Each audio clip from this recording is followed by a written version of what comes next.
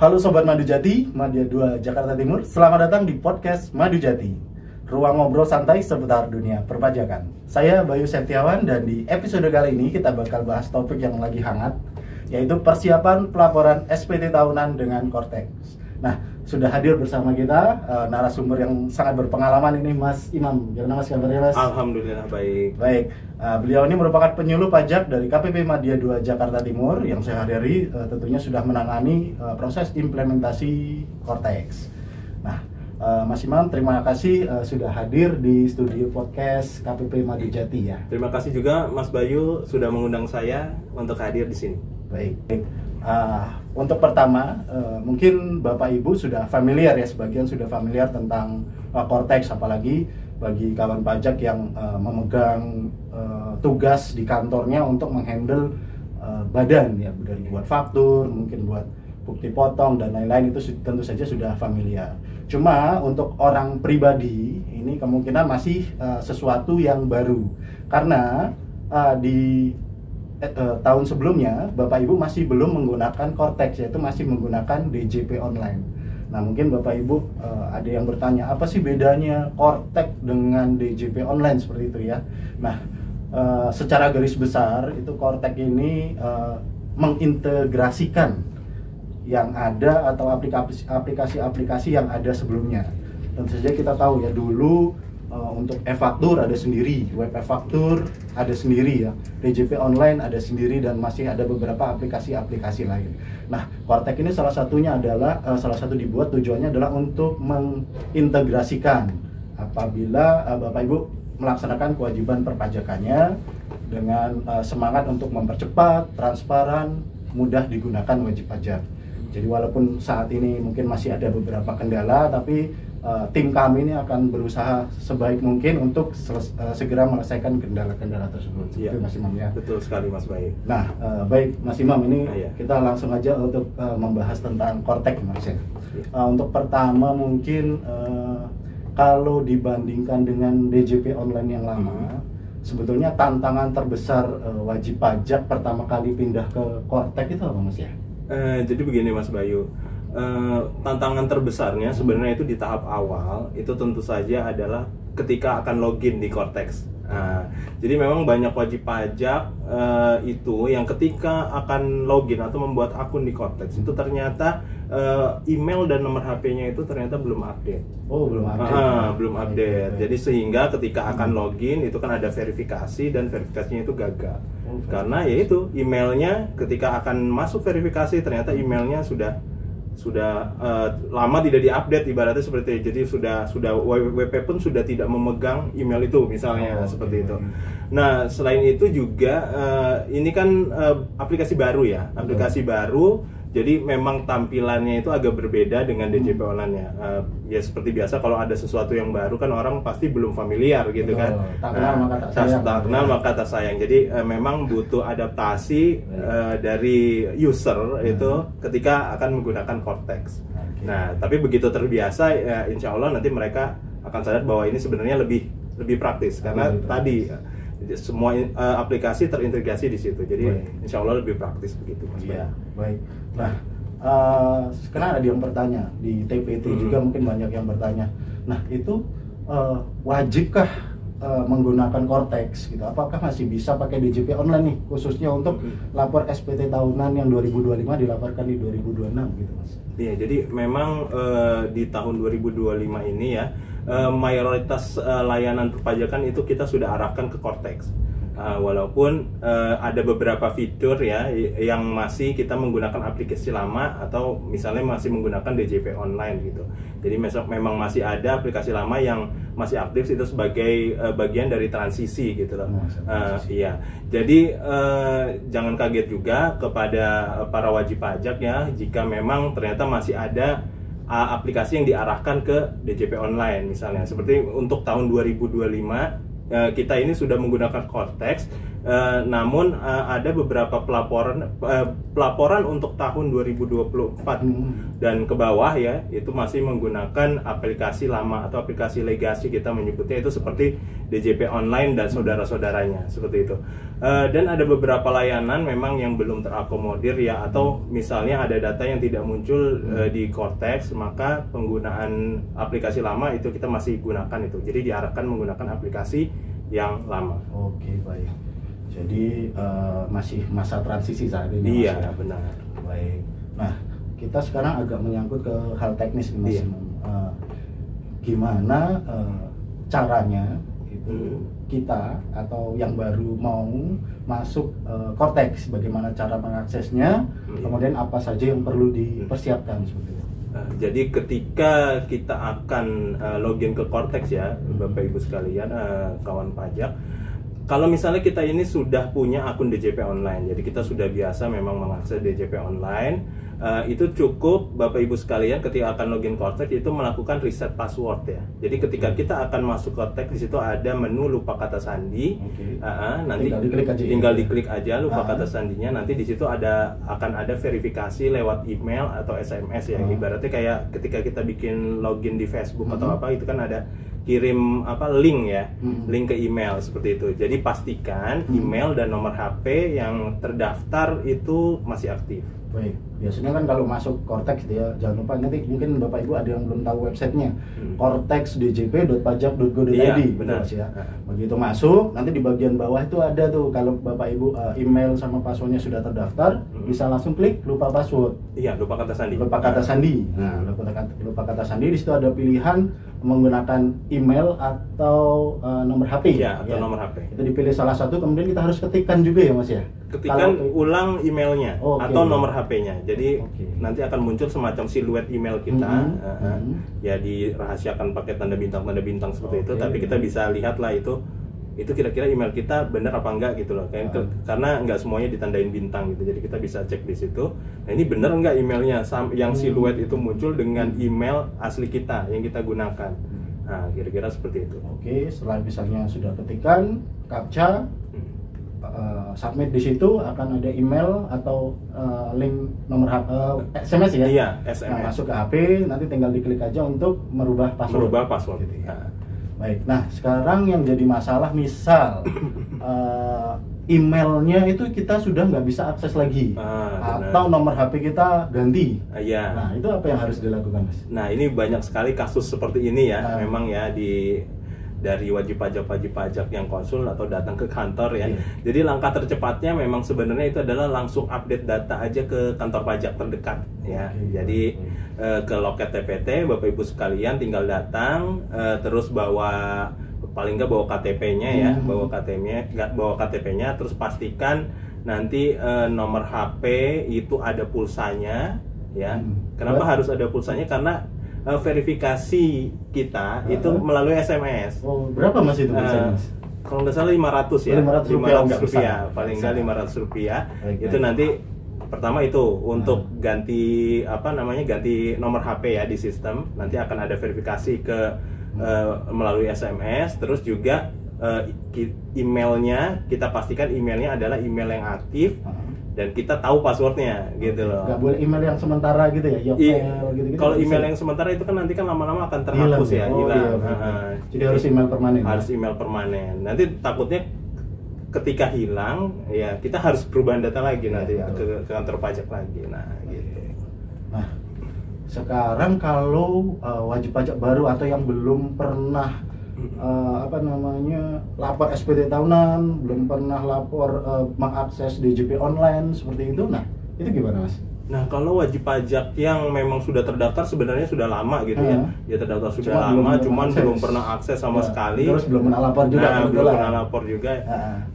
Nah, ini caranya nanti ketika Bapak Ibu sekalian kawan pajak itu mengakses web Cortex djp.pajak.go.id itu, nah nanti klik aktivasi akun wajib pajak di Cortex. Bawa sendiri tuh kayaknya ya. Iya, di bagian bawah nanti ada aktivasi akun wajib pajak, terus nanti di situ akan ada seperti formulir. Ya isian formulir seperti itu ya, isian formulir nanti diklik NPWP sudah terdaftar. Nah, di situ nanti kita masukkan data, salah satunya adalah email dan nomor HP. Nah, kalau misalnya nomor dan email HP-nya itu berbeda, tidak valid, ketika kita masukkan email yang kita punya gitu, di situ ternyata tidak valid, nanti akan ada warning. Nah, kalau ada warning berarti lakukan langkah yang sebelumnya. Itu datang ke kantor KPP untuk nomor HP dan email itu cukup sekali aja ya. Cukup sekali aja. Tapi pastikan email sama nomor HP selalu aktif. Iya, ya? benar. Baik. Berarti intinya nggak susah ya untuk melakukan registrasi itu ya. Nah, kan sekarang mau menghadapi pelaporan SPT tahunan 2025 yang nanti kita laporkan di awal 2026. Iya, Mas ya. Itu nanti untuk tahunannya sudah menggunakan Cortex, Mas ya? Iya, berarti nanti kita tahun pajak 2025 yang kita laporkan di 2026 itu nanti kita sudah menggunakan Cortex. Oke, badan dan orang pribadi. Oke, baik. Nah, berarti untuk aktivasi akun atau lupa password atau paling enggak kita coba login itu kita usahakan sebelum Januari kayaknya lebih bagus ya? Iya, lebih bagus, benar. Kalau kita lihat apa yang biasanya terjadi dari tahun ke tahun ya, biasanya kan antara bulan Januari sampai Maret itu kan kantor pajak biasanya padat, betul. Karena ya orang mengundur-ngundur biasanya tanggal pelaporan SPT-nya. Nah, diharapkan sih memang wajib pajak itu mulai dari sekarang itu sudah mulai aktivasi akunnya paling enggak gitu ya. Jadi ketika nanti akan pelaporan SPT tahunan ya nggak terlalu lama, jadi jadi langsung bisa login, langsung bisa lapor, jadi nggak perlu ke loket dulu, nanti malah jadi muter-muter dan antrian di KPP pun panjang biasanya. Oke, baik. Jadi begitu Bapak Ibu kawan pajak ya. Jadi kami himbau untuk persiapan SPT 2025 yang dilaporkan di 2026. Mungkin khususnya untuk orang pribadi karena badan ada udah banyak yang bisa login ya. Untuk orang pribadi kami harapkan Bapak Ibu bisa mencoba untuk melakukan untuk mengakses Cortex. Bagi yang sudah terdaftar email dan nomor HP-nya bisa langsung klik lupa password, atau bagi yang belum pernah login sama sekali di CP Online bisa klik aktivasi akun ya. Paling enggak Bapak Ibu sudah bisa login dulu nih sebelum Januari. Sebelum waktu pelaporan SPT nanti. Nah, diusahakan untuk bisa login dulu. Kita menjaga-jaga supaya apabila nanti Januari, Februari, Maret itu Bapak Ibu sudah tidak kesulitan karena loadnya yang besar ya. Jadi betul. Bisa ketika waktu SPT tahunan sudah tiba bisa langsung login, bisa langsung melaporkan SPT ya. Benar. Baik, gitu lebih praktis sepertinya kalau kita sudah ada persiapan ya. Baik. Nah, itu tadi kita sudah membahas untuk cara login awalnya. Nah, sekarang kita akan masuk ke Cortex di mana Cortex saat ini kan sudah menggunakan NIK, Mas ya. Iya. Ya, jadi untuk orang pribadi untuk login itu menggunakan NIK.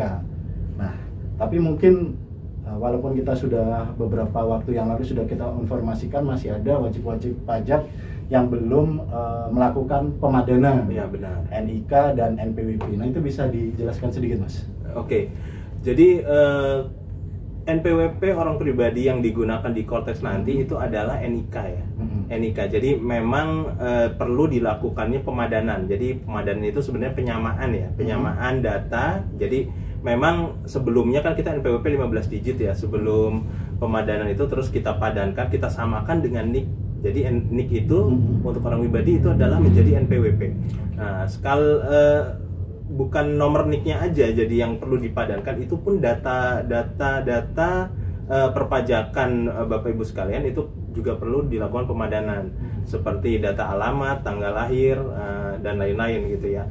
Jadi ketika Bapak Ibu belum melakukan itu Bapak Ibu tidak bisa login nanti di aplikasi Cortex-nya. Oh, kalau belum melakukan pemadanan itu bisa lapor SPT nggak, Mas? Ya itu, karena nantinya kita akan SPT itu menggunakan aplikasi Cortex, betul. Dan untuk login itu nanti akan menggunakan NIK, NIK ya, nomor induk kependudukan. Berarti ya itu berarti tidak bisa laporan nantinya. Oh, tidak bisa. Berarti ini wajib cuma sekali aja ya? Cuma sekali aja. Oke, baik. Nah, ini tidak kalah pentingnya ini Bapak Ibu melakukan pemadanan NIK, NPWP bagi yang belum padan. Nah, bisa dijelaskan sedikit nggak, Mas? Ciri-ciri NPWP yang belum padan itu gimana tuh kalau kita akses di Cortex? misal saya masuk Cortex, NPWP saya belum padan nih. Nah, terus ciri-cirinya gimana? Ciri-cirinya adalah ketika kita, kalau misalnya Bapak Ibu sekalian belum pernah login di ini ya, anggap aja belum pernah login di DJP online, berarti kan ketika akan melakukan aktivasi ya. Ketika akan melakukan aktivasi, ternyata ketika kita cek NPWP sudah terdaftar, terus kita masukkan nik, itu tidak keluar datanya. Oke. Itu tidak keluar, berarti ya itu tandanya belum dipadankan. Karena seharusnya ketika dia sudah padan, kita masukkan NIK kita, data kita keluar. Baik, kira seperti itu. Itu salah satu cara untuk mengecek apakah NIK-nya sudah padan atau belum. Iya, ya. Benar. Jadi Bapak Ibu langsung masuk Cortex djp.pajak.go.id, coba masuk aktivasi akun, masukkan NIK di situ. Kalau di situ tandanya sudah terdaftar, berarti sudah terdaftar. Iya. Kalau bisa dilanjut, berarti sudah dipadankan, tapi butuh aktivasi. Butuh ya? aktivasi. Betul. Iya. Tapi kalau tidak ada, itu perlu dipadankan. Perlu dipadankan. Oke, baik. Padankannya berarti harus datang ke kantor pajak ya. Oke, baik. Nah, banyak juga nih Mas Imam Iya. tentang pertanyaan tentang bagaimana kalau wanita menikah atau wanita kawin. Nah, itu ada aturan tersendiri Mas untuk. Iya, jadi pada dasarnya NPWP istri itu akan digabung dengan NPWP suami ya. Jadi kalau di Cortex itu ada namanya data unit keluarga ya, atau FTU, Family Tax Unit ya. Jadi kalau ada kondisi tertentu, pada dasarnya NPWP istri itu digabung di suami, kecuali dia ada kondisi tertentu, misalnya ada putusan hakim atau perjanjian terpisah ya, perjanjian pemisahan harta, atau istri memilih untuk melakukan hak dan kewajiban perpajakannya sendiri. Nah, maka di sini istri bisa punya user Cortex terpisah dengan suami. Bukan user Cortex terpisah. Jadi memang NPWP-nya terpisah gitu ya dengan suami ya. Kalau user memang terpisah, memang beda sendiri-sendiri. Nah, untuk wanita kawin, tadi kan ada yang gabung, ada yang terpisah ya. Iya. Nah, kalau misalnya kita ngomong dulu yang gabung nih, gabung NPWP wanita gabung dengan suami. Nah, itu keuntungan atau tantangan dari sistem Family Tax Unit atau DUK ini gimana, Mas? Iya, jadi kalau misalnya keuntungannya ya, kalau dia istri itu gabung dengan suami, jadi administrasinya pertama itu lebih sederhana ya. Lebih sederhana kenapa? Karena semua penghasilan keluarga itu dilaporkan bersama di suami. Jadi suami yang melaporkan SPT tahunan. Nah, seperti itu. Tantangannya berarti kalau istri punya penghasilan sendiri, jadi dia harus memastikan bahwa hak dan kewajibannya itu tercatat dengan benar. Intinya penghasilan istri itu tercatat dengan benar supaya dia bisa terlaporkan di konteksnya di NPWP-nya si suami. Ya, kira-kira gitu. Baik. Berarti yang gabung dengan suami itu nanti pelaporannya cukup satu ya? Cukup satu. Di SPT suami. Jadi isinya SPT suami adalah penghasilan suami ditambah penghasilan istri. Dan istri tidak perlu melaporkan SPT tahunannya. Benar. Seperti itu ya, baik. Nah, kemudian yang jadi pertanyaan, jika wanita kawin yang NPWP-nya gabung dengan suami, nah gimana caranya apabila ini mau dilakukan? Jadi apa yang harus dilakukan jika belum masuk ke Family Tax Unit suami? Seperti itu. Iya, jadi kalau misalnya si istri ini sudah terdaftar tadi di DUK-nya suami, tapi mungkin butuh user Cortex juga, jadi dia si istri ini cukup melakukan aktivasi pada akun Cortex-nya. Aktivasi only gitu ya, only itu aja, aktivasi aja. Terus kalau ternyata misalnya si istri ini belum terdaftar di DUK suami, maka si istri harus melakukan registrasi. Jadi sebenarnya dia seperti akan membuat NPWP baru, cuman nanti pilihnya dia cukup hanya registrasi aja. Jadi ketika kita akan buat NPWP baru, itu ada pilihan untuk aktivasi NIK-nya menjadi NPWP, itu berarti dianggap punya NPWP sendiri, atau kita hanya pilih untuk registrasi aja. Registrasi aja berarti cuman aktivasi supaya kita punya user untuk login di Cortex. Intinya seperti itu. Jadi cukup lebih mudah sebetulnya ya kalau gabung, Mas ya. Nah, kalau misalnya istri sudah punya NPWP, tadi kan istri belum punya NPWP ya, gabung dengan suami. Nah, misalnya istri sudah punya NPWP, kemudian gabung dengan suami, itu kenapa masih harus aktivasi akun Cortex juga? Bukankah pelaporan SPT dilakukan suami. Jadi gini, mungkin lebih ke kalau misalnya kenapa buat apa sih istri itu punya user sendiri? Iya, gitu ya. benar-benar. Ya ini gitu. pertanyaan bagus ya. Jadi memang ya kenapa coba kan istri ibaratnya udah gabung sama suami iya, nih. ngapain buat Terus user? ngapain bikin user kan Iya, udah dilaporin betul. di suami gitu kan. Betul. Ya benar. Jadi begini, jadi meskipun NPWP istri itu digabung dengan suami, sebenarnya di sistem Cortex itu setiap individu itu tetap tercatat ya. Oke. Tetap tercatat, salah satunya misalnya istri ini tercatat di duknya suami. Jadi itu artinya istri juga sebenarnya punya identitas digital di dalam sistem Cortex itu. Seperti itu. Jadi meskipun misalnya nanti SPT-nya itu akan dilaporkan oleh suami, jadi istri tetap butuh akses. Salah satunya seperti itu. Jadi istri juga tetap perlu punya akses, Perlu punya apalagi akses. kalau misalnya istrinya kerja kan kalau nggak salah harus dibuatkan bukti potong 21 ya. Iya benar. Nah kalau misalnya nggak punya user atau nggak mendaftarkan diri di Cortex itu NIK istrinya nggak bisa dimasukkan ya? Benar. Bukti potong, ya? Jadi memang salah satunya fungsinya seperti itu ya. Jadi ketika kita tidak punya user Cortex, walaupun misalnya kita sudah gabung dengan suami kan gitu, itu nanti pemberi kerja kita itu ketika akan membuat bukti potong itu tidak bisa ketika memasukkan NIK kita misalnya itu tidak akan muncul datanya. Jadi ibaratnya ya disitulah kita karena kita punya data di Cortex gitu, makanya diperlukan untuk diaktifasi supaya nanti ketika pemberi kerja bisa membuat bukti potong. Oke, baik. Seperti itu. Jadi tidak hanya sekedar untuk formalitas ya. Iya. Jadi masing-masing user itu ada fungsinya seperti itu. Nah, sekarang kita akan sedikit membahas tentang fleksibilitas hukum pajak nih Mas. Iya. Hukum pajak. Nah, sekarang kan NPWP istri digabung dengan suami.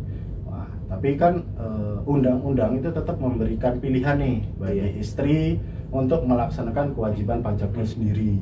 Misal ada perjanjian pisah harta, misal memilih terpisah gitu kan, atau ada usaha sendiri. Nah, kalau akun Cortex istri itu sudah aktif, maka kalau suatu saat memilih jalur untuk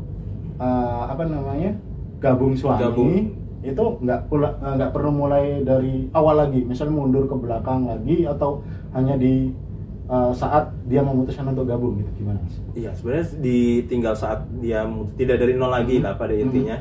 Jadi ketika si istri menghendaki misalnya tadinya dia gabung misalnya, terus menghendaki untuk berpisah, bukan berpisah cerai maksudnya ya.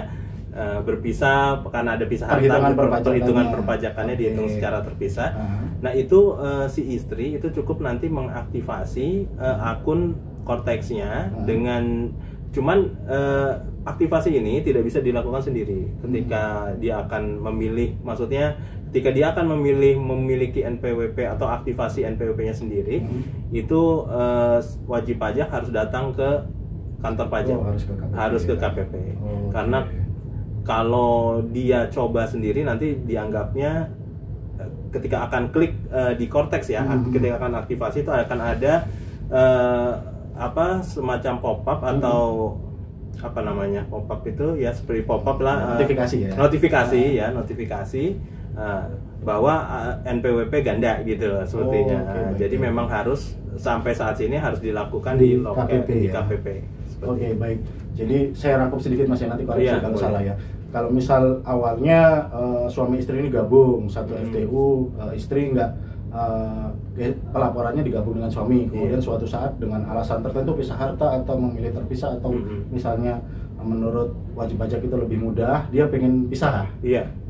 Bukan pisah cerai ya, maksudnya pisah perhitungan perpajakannya itu harus ke KPP dulu untuk mengakomodasi itu ya. Baik. Nah kalau kebalikannya gimana Mas? Kalau misalnya tadinya punya NPWP masing-masing, laporannya masing-masing, terus pengen gabung, nah gitu. Itu tinggal dimasukkan saja data NIK-nya si istri itu dalam duknya si suami. Duk atau FTU-nya si suami. Oke, baik. Jadi suami login dulu suami, terus di bagian nanti ada menu untuk menambahkan data keluarga ya kalau nggak salah. Nah itu dimasukkan NIK istrinya, kemudian perlu mengajukan apa? Non efektif. Non efektif, iya. Oh, perlu oke, di non efektifkan. Karena kalau masih aktif berarti dianggapnya masih ada kewajiban lapor sendiri ya. Baik. Ya, mungkin itu Bapak Ibu ya. Kalau pemahaman kami ya sebetulnya itu menurut pilihan Bapak Ibu atau kawan pajak semua. Apakah lebih mudah untuk gabung, atau mau sendiri-sendiri? Tapi kayaknya lebih enak gabung ya Mas ya. Lebih enak gabung. Baik, kayaknya kita langsung ke pokok bahasan selanjutnya. Tadi untuk case suami dan istri sudah, kemudian kita akan masuk ke sertifikat digital atau kode otorisasi. Nah, mungkin kalau yang sebelumnya di orang pribadi itu ada kata EVIN, tapi ini agak sedikit berbeda mungkin ya. EVIN sama sertifikat digital atau kode otorisasi. Nah, untuk sertifikat digital ini atau kode otorisasi ini sebenarnya apa sih Mas? Apakah ini menggantikan EVIN atau sama atau gimana sih? Sebenarnya beda ya fungsinya ya. Kalau EVIN dulu itu kan sebenarnya digunakan untuk kita daftar atau aktivasi akun DJP online ya dulu ya. Kalau lupa password butuh EVIN, mau ganti-ganti data di DJP online butuh EVIN. Nah, kalau sertifikat digital ini sebenarnya seperti tanda tangan elektronik.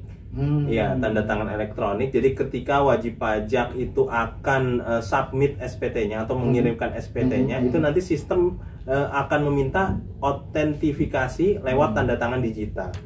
Nah, tanda tangan digital nanti di situ ada semacam password ya.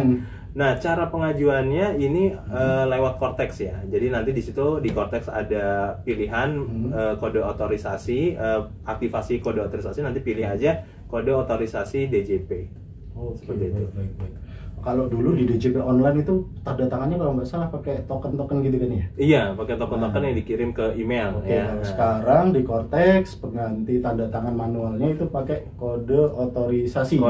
Itu bisa permohonan sendiri ya, nggak harus ke KPP Mas ya? Bisa permohonan sendiri, nggak harus ke KPP. Asal udah bisa login. Asal sebelumnya sudah login Cortex. Nah tapi kalau misalnya nggak punya, misalnya tidak punya nih, saya belum punya nih sertifikat digital. Nah itu apa yang terjadi Mas? Bisa lapor apa nggak gitu? Nah, kalau nggak ada kode sertifikat digital ya berarti kita tidak bisa kirim SPT-nya. Dengan kata lain kita tidak bisa laporan. Nah, karena itu wajib pajak harus ajukan sertifikat digital terlebih dahulu ya sebelum nanti melaporkan SPT tahunannya, seperti itu. Oke, setuju banget Mas Imam ya.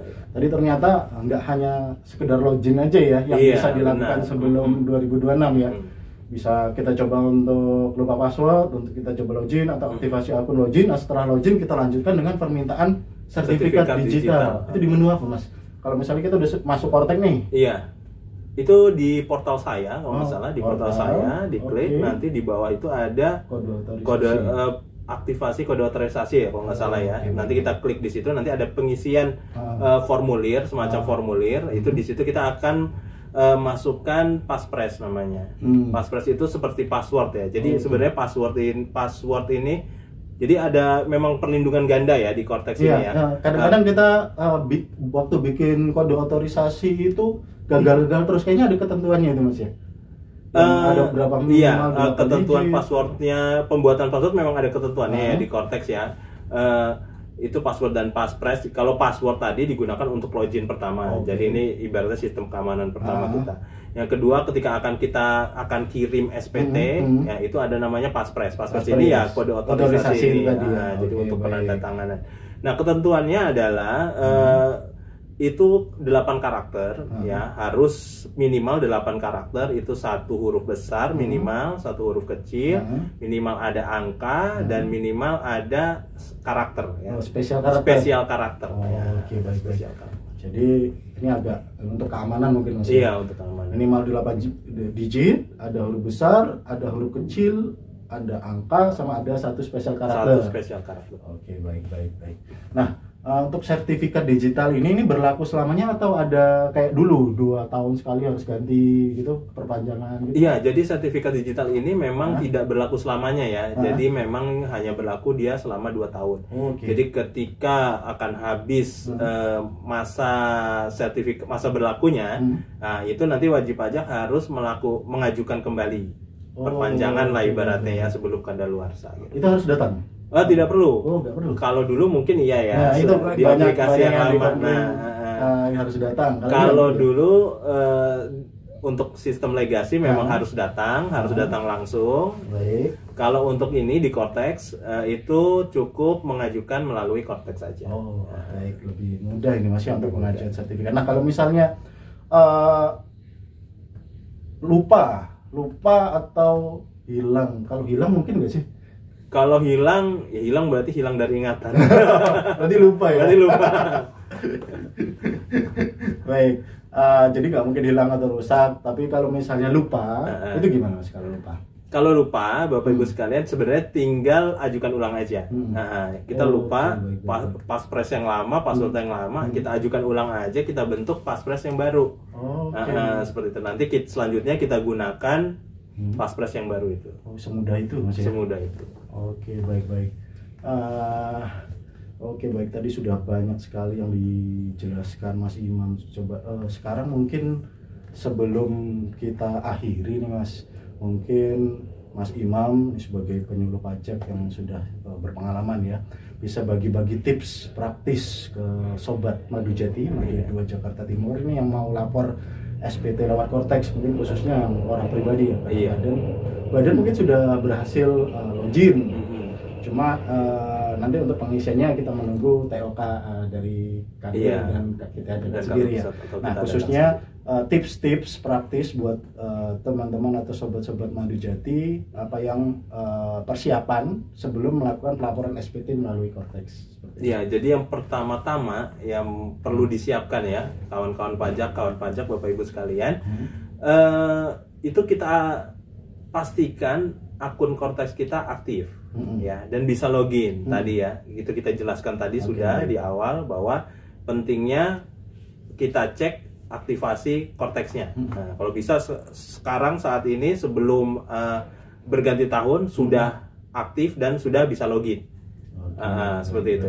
Selanjutnya Bapak Ibu sekalian nanti dipersiapkan juga dokumen-dokumen terkait dengan penghasilan kita, misalnya bukti potong dari pemberi kerja, seperti itu sebagai dasar pengisian. Walaupun nanti di Cortex itu kita harapkan nanti sudah pre-populated.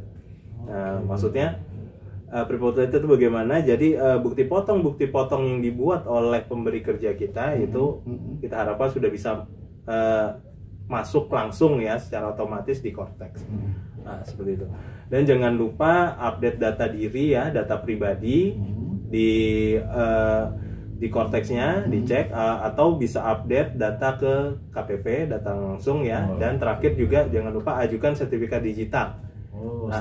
Setelah login ajukan sertifikat digital. Jadi nanti misalnya kita mau laporan ibaratnya tinggal ngisi dan kirim dah.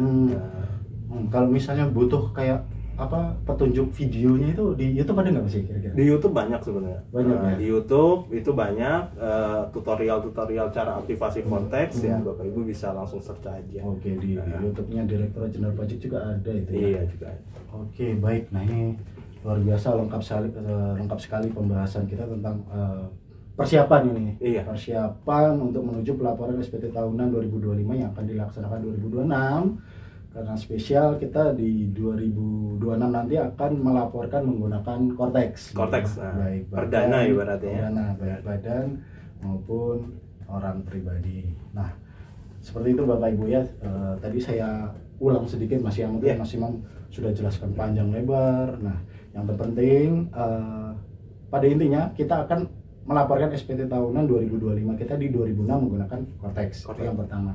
Nah, apa yang bisa kita lakukan sebelum masa pelaporan tiba, yaitu kita bisa melakukan aktivasi gitu, aktivasi akun apabila belum terdaftar, lupa password jika sudah email dan nomor HP-nya sudah terdaftar, sampai dengan login. Nah, tidak cukup hanya login saja, alangkah lebih baiknya jika langsung diteruskan untuk membuat sertifikat elektronik. Ya. Masuk ke menu portal, di situ ada sertifikat elektronik, diisi-isian sedikit, terus Bapak Ibu bisa tentukan sendiri nanti untuk sertifikat elektronik yang mudah diingat itu seperti passphrase-nya.